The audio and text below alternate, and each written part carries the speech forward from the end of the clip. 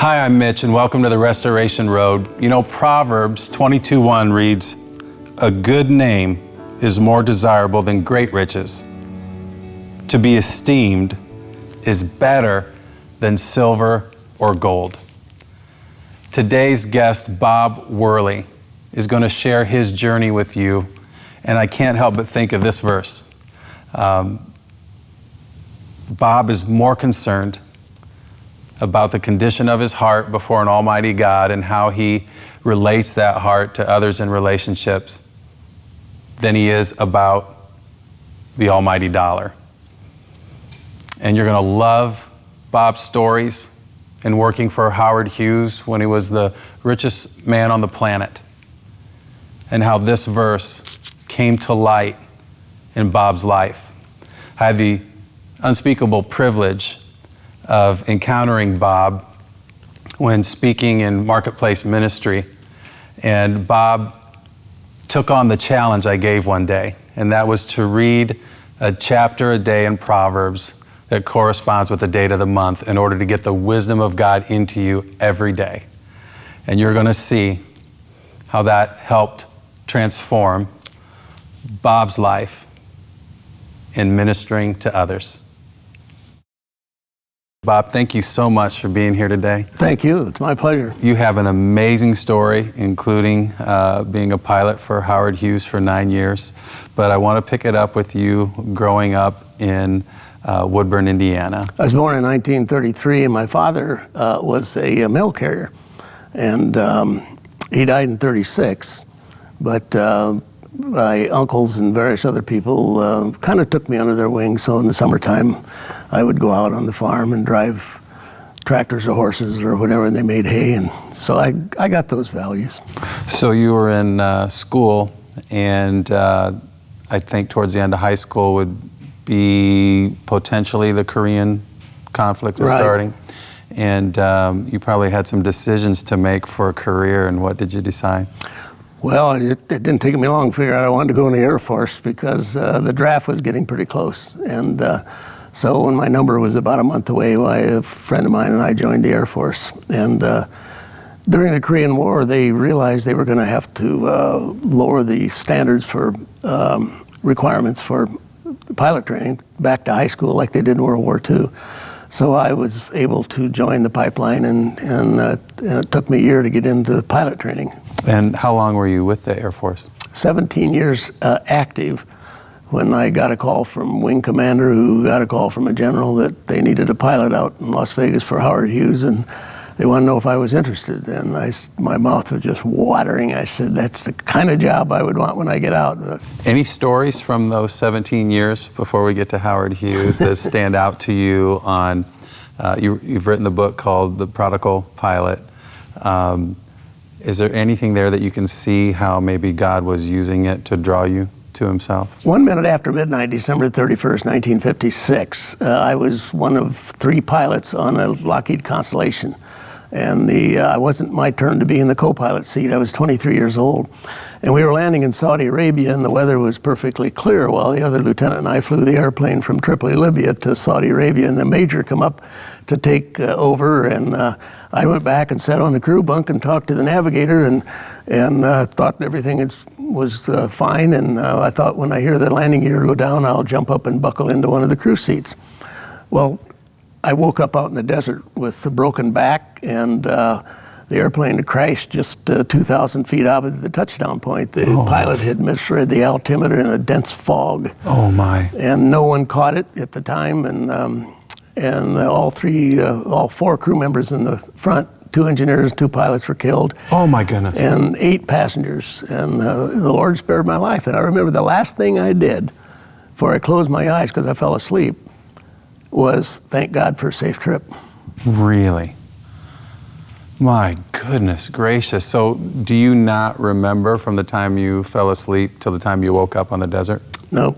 I walked out of the airplane. One of the flight attendants led me out. I was in shock, obviously.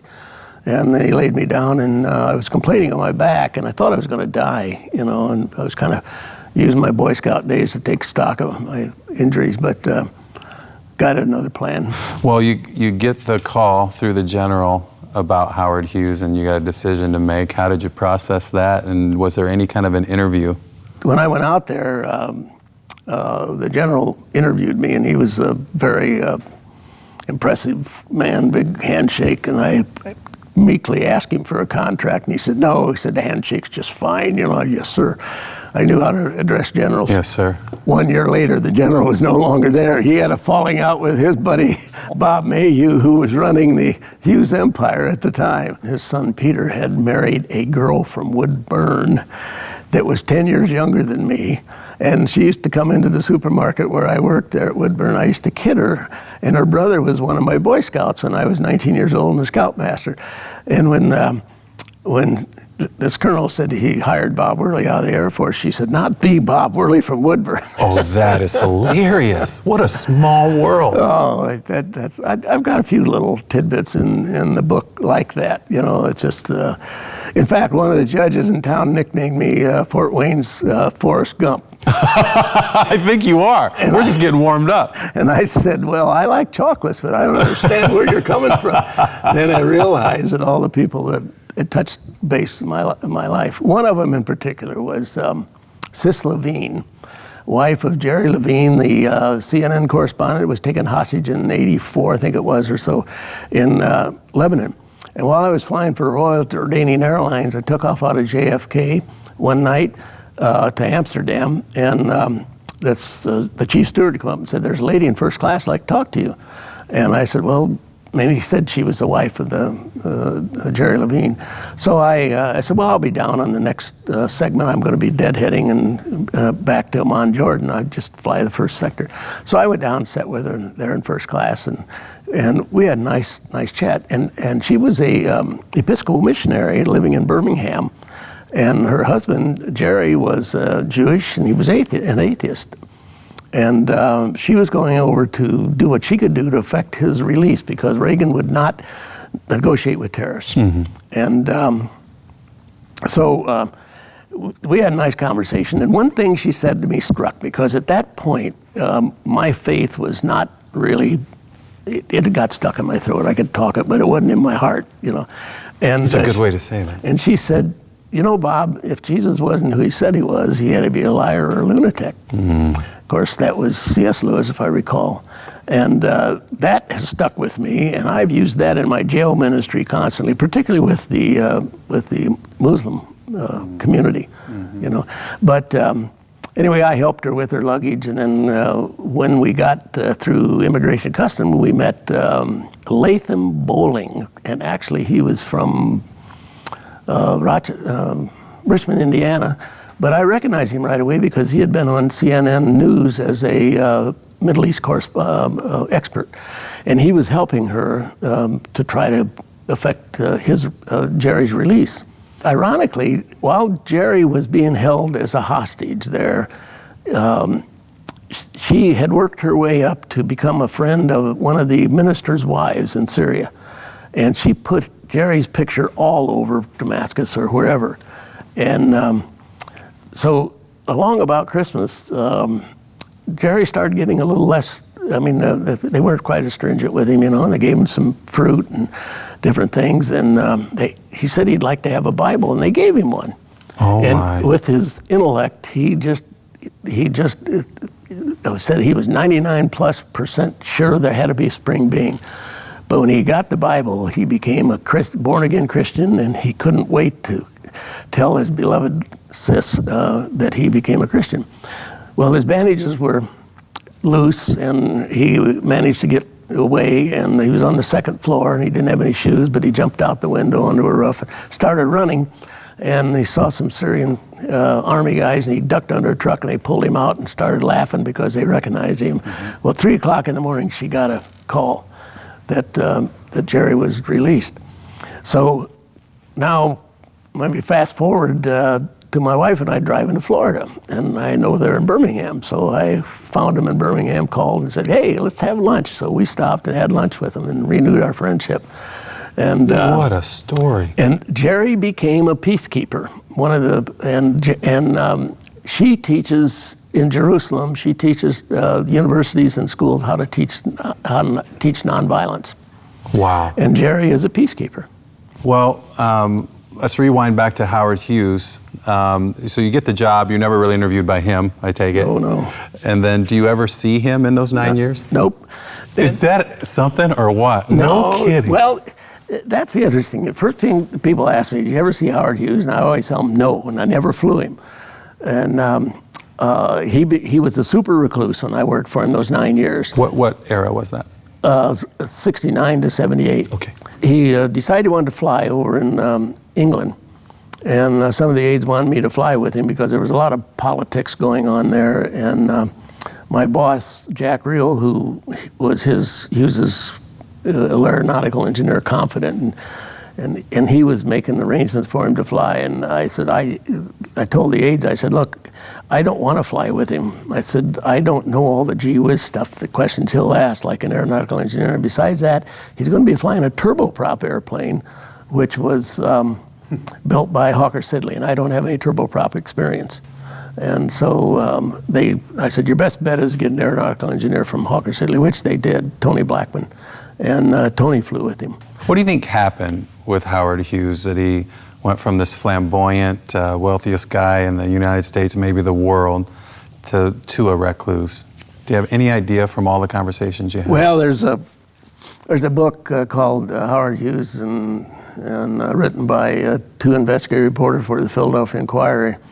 And they quote me in the book, and they took it out of my Watergate testimony because I point out in my book how Howard Hughes was indirectly responsible for Watergate. So I was called for the Watergate committee along with 9 other Hughes people. There was just so much politics going on around him that it was just, you had to really, it was like a minefield. You had to be very careful who you said, what you said to who. So that's why whoever was on board was a VIP. Mm-hmm. We treated them all with respect. I didn't care whether he was a janitor or movie stars, you name it. John Wayne, Bob Hope, Bing Crosby, not Bing Crosby, he's already dead, but Joe DiMaggio. I love Joe DiMaggio. He was a great guy. Everybody seems to say that, whoever met him. And it was fun. You know, I got such a kick out of it. And I don't say this as bragging, but I'd be walking through a casino with a friend, and I'd say, hey, you want to meet Joe DiMaggio? And they say, you know Joe DiMaggio? I walk up, and Joe would say, hi, Bob, how you doing? I'd introduce him. Wow. That's incredible. Why would Howard Hughes be responsible for Watergate? Well, Bob Mayhew liked to brag that he had both sides of the strip covered.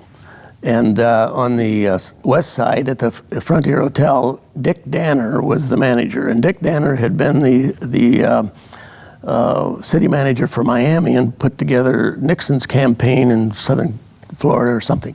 And anyway, Dick told me that Nixon offered him any job in the administration, but he turned it down for whatever reason. But Dick took credit for introducing Bebe Rebozo to President Nixon, and it might have been his brother-in-law, I'm not sure.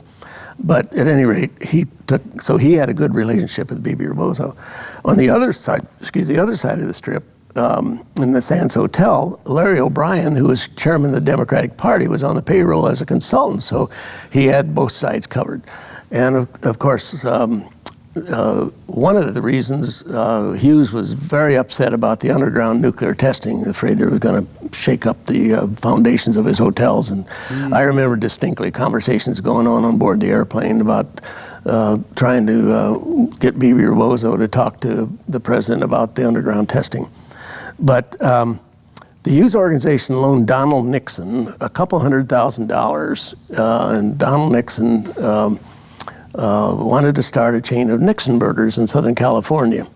And he didn't have any collateral except their mother's house, which was $15,000 piece of property. So when Nixon ran against Kennedy, he lost his home state of California because the Democrats spread that loan all over and tied that connection there with Nixon. Then he doubled back and ran for governor, and he lost that election too. And Bebe Rebozo said that Nixon lost 2 elections because of the Hughes loan. Well, now Nixon's president, and he's way ahead in the polls. The election's coming up in the fall. He only lost 1 state, and that was Massachusetts, I think, that year. But Nixon, as I point out in the book, Nixon's sin of malice caused Watergate because he wanted to get even with the Democrats for that loss of 2 elections. If he'd have let that go, he wouldn't have had to resign. But they bugged Watergate where Larry O'Brien's headquarters was. And that trickled down. Now, when Bernstein was in town, I bought his book and asked him that question. I said, H.R. Haldeman, in his book, Ends of Power, says that the reason for Watergate was the Hughes loan. And Bernstein blew me away. And I looked at my wife, Sharon, and I said, Sharon, wonder why? Well, they were looking for criminal activity. They didn't care why. I'm the kind of person that, why did it happen? What can we do to prevent it again? Oh. See? They wanted the story. But H.R. Haldeman sat right outside Nixon's office, and in his book, Ends of Power, he says, we're not going to let the Democrats get away with this, find out what Larry O'Brien's doing for Howard Hughes. So I think that is a very valid reason for Watergate. Now, did you actually fly cash donations to the presidential campaign? I didn't know I did, but I did. How'd you find out that you did? Well, in retrospect, I mean, Dick Danner was the bag man, and we flew it down to Miami, and a lot of times we would fly down to Miami, and sometimes we would just take off for Washington with just B.B. Rebozo on board and drop him off. I used to kid my friends in Washington that flew the president and so on. I said, you guys, my guy will still be the richest man in the world when your man isn't president anymore. And I said, right. My guys get off the airplane and get a taxi and they have dinner with the president. And just joking. I still stay in touch with those guys. Can you talk about the Spruce Goose and what the idea was behind it with Howard Hughes? Oh, well, sure. During the war, the German U-boats were picking off Kaiser's Liberty ships, Henry Kaiser, Liberty ships, and he was building Liberty ships out there. So he went to Howard Hughes, got the bright idea, let's build an airplane to fly, the troops and a cargo and everything. Well, Kaiser said he could get him the aluminum, but Kaiser couldn't get him the aluminum, so Hughes got the idea, so he made it out of wood. A plywood type process, that wasn't the name of it. And then he had to wait to get the engines. He needed 8 engines, and finally Kaiser got the engines for him. And of course, anything Howard Hughes was involved in, he procrastinated and took forever. Well, now the war's over and there's no use for this airplane. So Senator Brewster decided he was going to make a monkey out of Howard Hughes. Because Howard's building the Blue Spruce for the government. Yeah, and he was costing the government a lot of money, and so on. And of course, Hughes put a lot of his own money into it. But Hughes did his homework, made a monkey out of Brewster, and Brewster lost his chances as vice presidential candidate or whatever. So Hughes said then he would leave the country if he didn't fly the airplane. So I talked to all the guys that were in the cockpit the day it flew, and of course the picture in the book is me in the left seat as a 45-year-old grinning from ear to ear, and the guy in the right seat was David Grant, who was in the right seat the day it flew. Wow. What a story, what a piece of American history. You flew celebrities back and forth, Howard Hughes probably developing goodwill among the celebrities. They weren't necessarily coming to see him. No.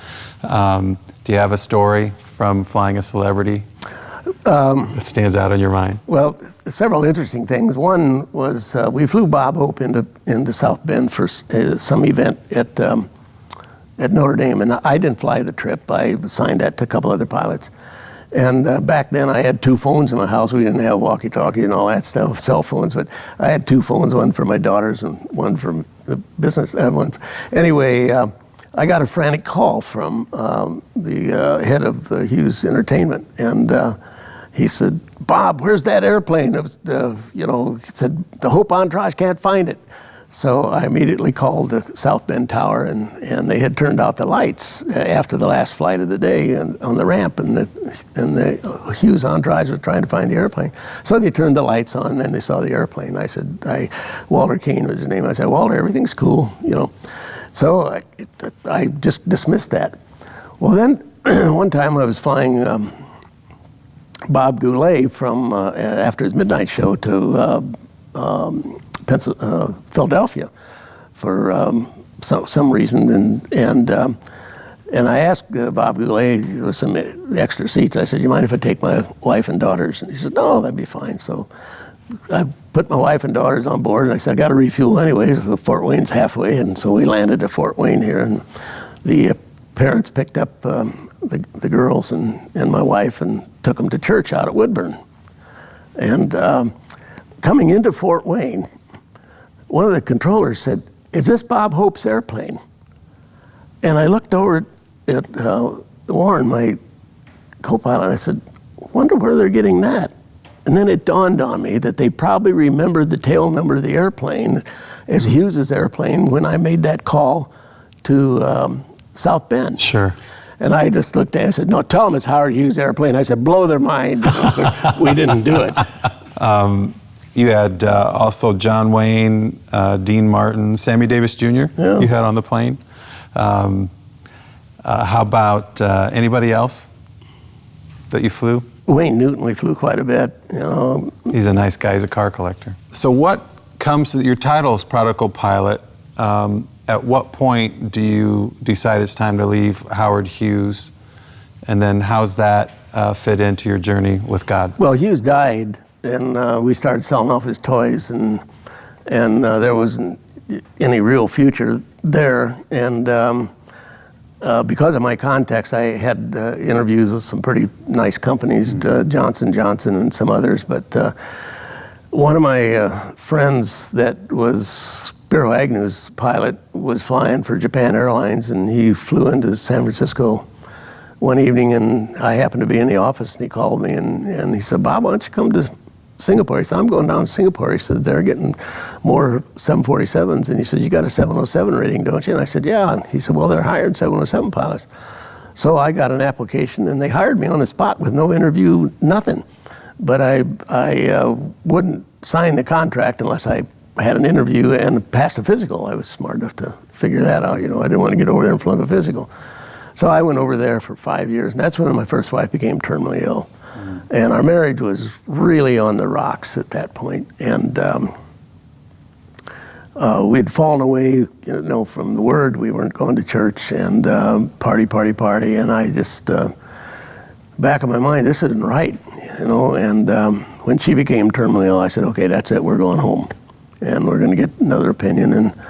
And she didn't want to come back, Fort Wayne. And I said, "Well, you don't have a choice." So we came back, and she started going to St. Paul's Lutheran Church while I was flying for Royal Jordanian.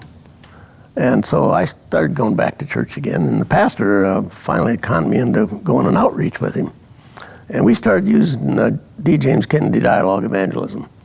And like being an instructor pilot, they made me instructor pilot when I had 5,000 hours in a 707, and I was just a safety observer. I didn't know what I was doing, just keeping them out of trouble. I couldn't instruct them.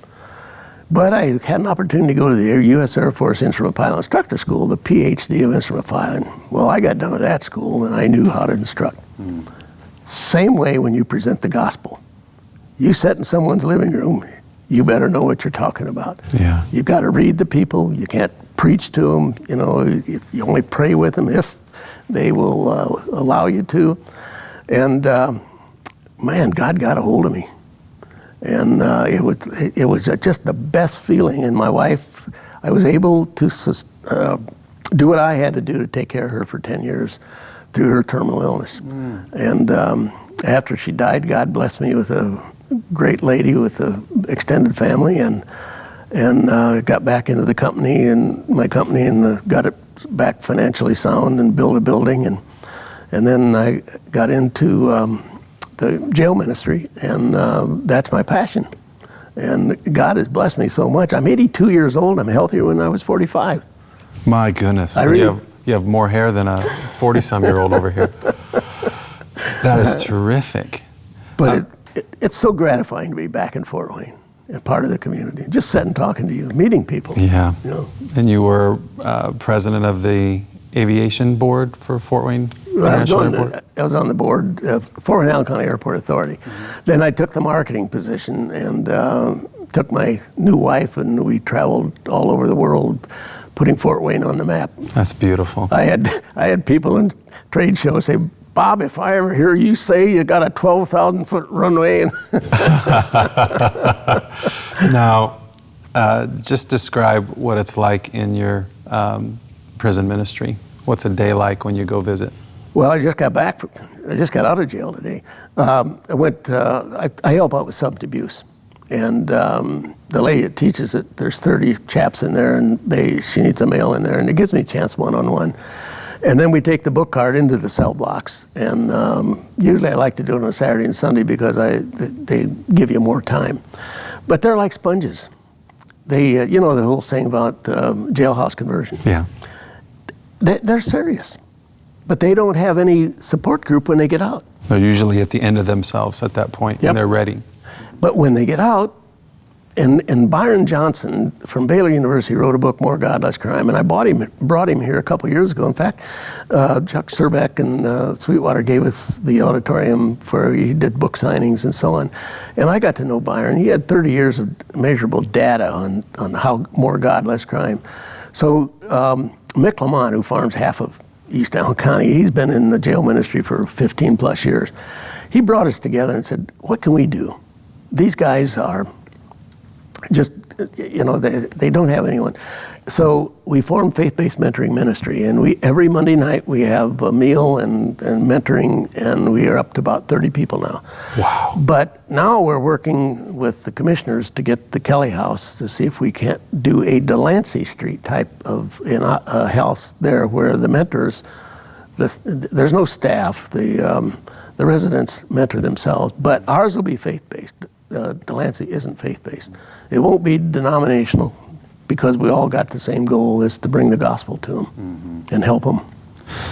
Bob, you're amazing. We have just scratched the surface of the Prodigal Pilot. You're a treasure of this community, and I can't thank you enough for how you've surrendered to God and let Him get a hold of your life in a way that you are advancing His kingdom through others, especially in prisons and when they get out. Thank you so much for being with us today. My pleasure. So would you take on the Proverbs challenge? Would you read a chapter a day in Proverbs that corresponds with the date of the month and allow God to speak His wisdom into your life? I've done this for more than a couple decades now, and it's still new to me every single day because my circumstances are new. And so I would invite you to do this for the rest of your life, to start your day every morning by reading a chapter a day in Proverbs that corresponds with the date of the month. There's 31 chapters. You'll read through it 12 times a year. After all, a good name is more desirable than great riches. To be esteemed is better than silver or gold.